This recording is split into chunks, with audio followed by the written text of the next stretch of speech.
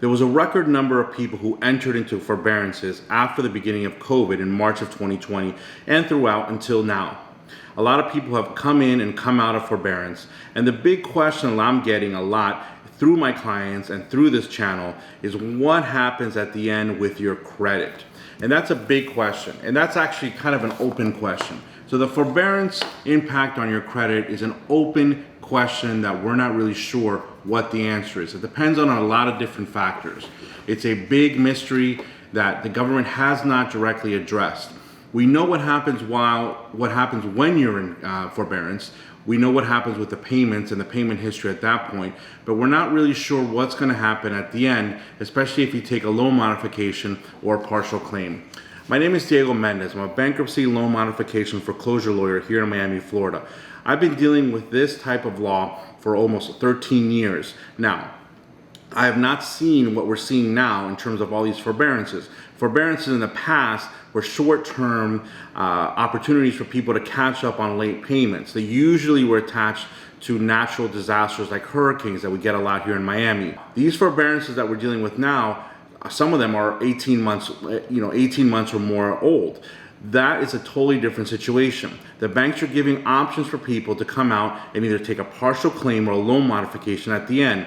The problem is that a lot of people aren't sure what happens to their credit when they come out of these forbearances. I'm going to try to talk about that in this episode of Debt Law Survival Guide for the Desperate Debtor, and I'm going to try to answer some of your basic questions. Now, there are a lot of different scenarios and a lot of very specific situations that I'm not going to be able to address, obviously, in this short YouTube video.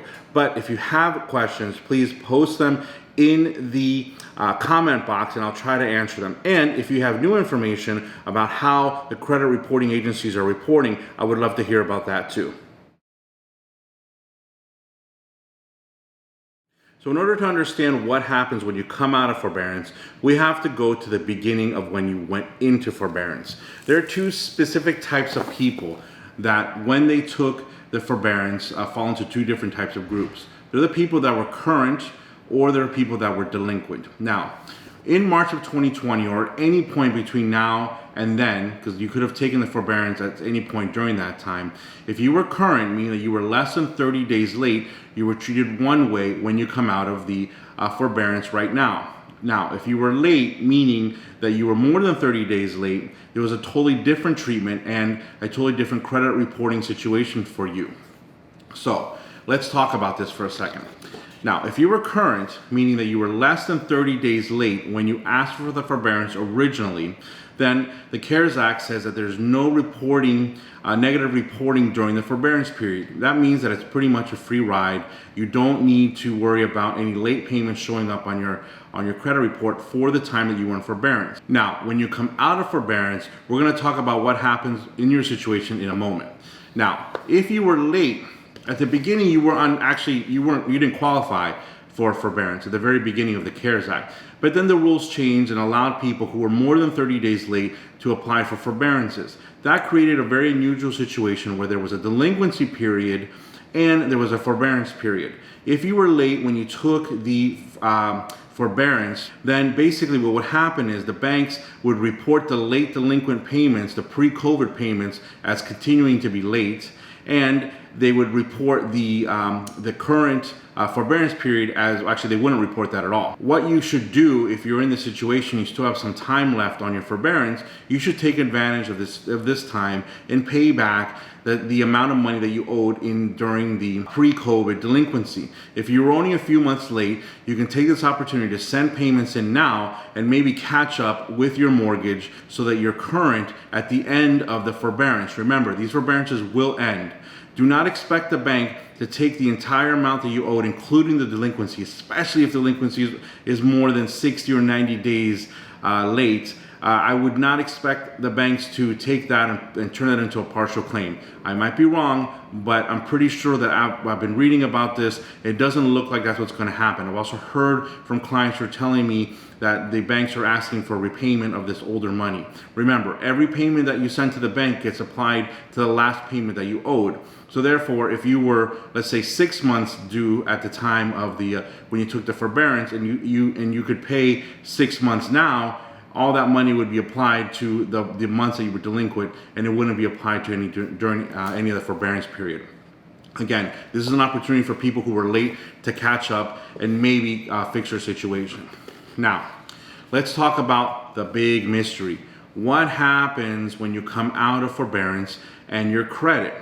Now, the reason I call this a mystery is because we're not really sure, because the CARES Act does not address this. The law does not tell the banks exactly what to do when the clients come out of forbearance. It's kind of up to the banks. Now, the banks what they're being instructed to do is not to hurt you, meaning that if they can report in a way that doesn't hurt the consumer, they should.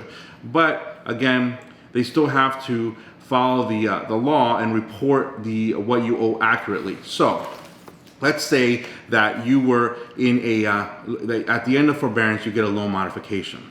This is a tricky situation. Loan modifications in the past only applied to people who were late. So the credit impact for getting a loan modification didn't matter to these folks. What they cared about was getting their house out of foreclosure or getting their house out of a default situation. Their credit was already impacted because they were many months late. So it didn't matter whatever the bank put on their credit report, because the goal was to get their house out of foreclosure. Now, people who were in forbearance and who were never late, who come out and get a loan modification at the end, are in a different situation. They were not late at the beginning, they were not late during the forbearance period, and now they're in a situation where the bank will report something different on their credit report. Number one, because the loan modification will include all the late payments that you didn't pay during forbearance, the loan amount will increase. The bank will report that new loan amount. It has to, because it has to be accurate in reporting. Now, the question is, how does it report the new loan modification? There's two ways that banks can do this. They can report it as settled, or they don't report anything at all. If they report the loan modification as settled on your credit report, then your credit will be affected. It will lower your credit score, because settled debts cause a drop in your FICO score. You need to talk to the bank and ask them what they're going to do, and ask them if there's any way they don't report this new loan modification as settled, and they just either don't report it at all, or they just change the amount that you owe and then leave the rest alone. So it's paid current. That's what you want. You don't want settled on your credit report. Now, they might refuse depending on which bank. Again, the banks are not obligated to do anything, but it's worth asking. And remember, you know, this is a temporary thing. Credit is temporary. It's not permanent. It comes up and down. So even if you get a short hit on your credit from a loan modification, it might be worth it due to the fact you're paying a lot less on your mortgage. Now, the other people that we're going to talk about are people who are getting what's called a partial claim or deferral. Now, these things are basically where you take the entire amount that's owed from the forbearance period and place it at the end of the at the end of the mortgage. Now, these folks are going to have two things happen to them. Number one, the credit bureaus will get a report from the bank stating that the amount of money that you owe the bank has increased. That is something that for sure is going to happen, because the banks have to report accurately to the credit bureaus, pursuant to the Fair Credit Reporting Act, that the amount of money that you owe. So that's going to happen. So there's going to be a change there. Now, the other thing that's going to happen, the lien itself is going to be in the public record. The lien will exist, a separate lien on the public record, which is recorded in the county where you live. So if anybody does a search on your property, they will show up that there's a second lien. That will affect your ability to get other loans in the future, because sometimes HELOCs and very specific types of second mortgages require that they be in second position, and they might not be in this situation. It depends on how these new banks look at these second liens, but that will show up on the public record. If you were late and you had a situation where the bank is willing to take all those late payments and put it at the end of some sort of partial claim, then you might have a situation where they would show up as a settled debt.